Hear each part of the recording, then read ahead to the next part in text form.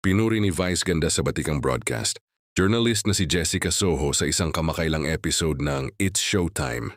Sa gitna ng pakikipagkwentuhan sa isang contestant, hindi itinago ng unkabogable star ang kanyang paghanga sa veteranang mamamahayag at sa patuloy na tagumpay ng programang Kapuso Mo, Jessica Soho, KMJS.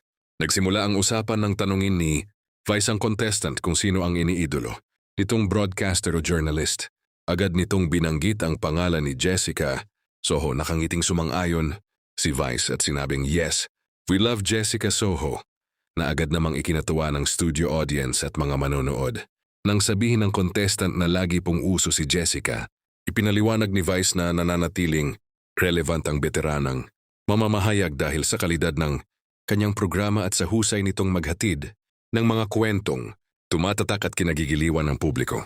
Dagdag pa ni Vice, "We all watch KMJS bilang pagkilala sa patuloy na mataas na popularidad at kredibilidad ng award-winning magazine show. Marami rin ang humanga sa ipinakitang respeto ng It's Showtime host sa isang personalidad mula sa ibang television network. Agad na umani ng positibong reaksyon sa social media ang naturang pahayag. Pinuri ng maraming netizens ang pagiging bukas ni Vice sa pagbibigay ng pagkilala sa talento at dedikasyon ni Jessica Soho sa kabila ng magkaibang network na kanilang kinabibilangan.